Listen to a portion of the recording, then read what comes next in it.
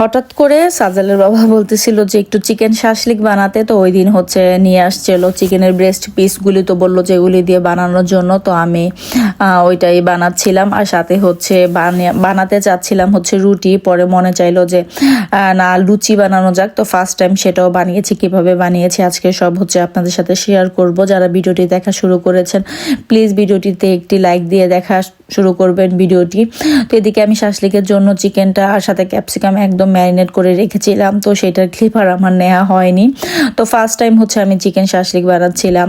তো আমি যতগুলি ভিডিও আপলোড করি রেগুলারটা তো আর রেগুলার করতে পারি না, দেখা যায় যে 2 দিন 3 দিন পরে ভিডিও আপলোড করা হয়। তো এটাও 2-3 দিন আগেরই একটা ক্লিপ ছিল। তো আমি সাজাল আর আজান যেহেতু কোনো ক্যাপসিকাম খাবে না বা পেঁয়াজ খাবে না, তো ওদের জন্য হচ্ছে আলাদা করে আমি মানে স্টিকে ভরে নিচ্ছিলাম শুধু সলিড মাংসটা, আর আমাদের জন্য হচ্ছে ক্যাপসিকাম, গাজর, তারপরে পেঁয়াজ দিয়ে ভালো করে আমি ম্যারিনেট করে নিয়ে রেখেছিলাম, সেগুলি ভরে নিয়েছি। আর এদিকে হচ্ছে শাসলিকের উপরে দেওয়ার জন্য একটা সস বানিয়ে নিয়েছিলাম। সেখানে ছিল তেল, টমেটো সস আর হচ্ছে চিনি, সাথে একটু চিলি ফ্লেক্সও দিয়েছিলাম।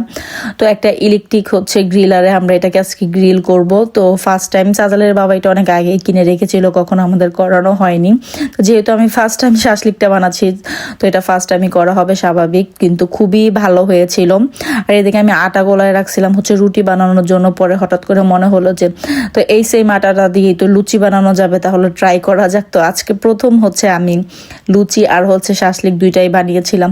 বিশ্বাস করেন এত ফুলকো ফুলকো লুচিগুলি হয়েছে আর এত মজা হয়েছিল। তো আমার আজান হচ্ছে মাশাআল্লাহ অনেকগুলি খেয়ে ফেলেছে, তার কাছে অনেক মজা লেগেছে। তো সবার কাছে খাবারটা অনেক মজা লেগেছে।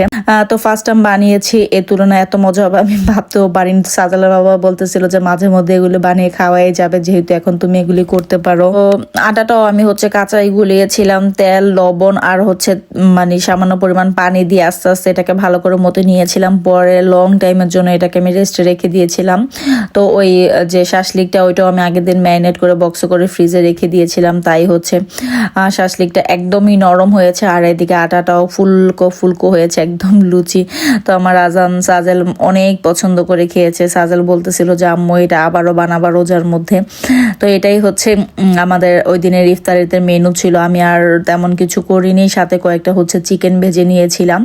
তো সাজালের বাবা হচ্ছে গ্রিলগুলি মানে শাসলিকগুলিকে গ্রিল করতেছিল, আর একটু পরপর হচ্ছে সস দিয়ে দিচ্ছিল। আর এদিকে আমি হচ্ছে যেই লুচিগুলি আছে সেগুলি বানাচ্ছিলাম। তো পরে কিছুটা ফলও কেটে নিব। তো সন্ধ্যার ইফতারিতে আজকে আমাদের এই ছিল শাসলিক আর ফুলকো ফুলকো লুচি। তো পাশে ছিল সামান্য একদম অল্প করে হচ্ছে চিকেন ভেজে নিয়েছিলাম, আজান যদি না খেতে পারে, কারণ শাসলিকটা একটু ঝাল দিয়েছিলাম। তো এখন শাসলিকগুলো হয়ে গিয়েছে, তুলে নেওয়া হচ্ছে।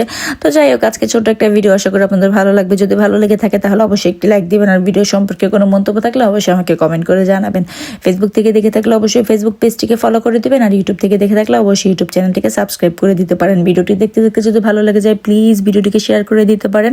তো এদিকে আমি একটু সালাদও কেটে নিয়েছিলাম, ফলও কেটে নিয়েছি। তো আজকে ইফতারির মেনুতে খুবই মজাদার খাবার ছিল। আল্লাহ হাফেজ।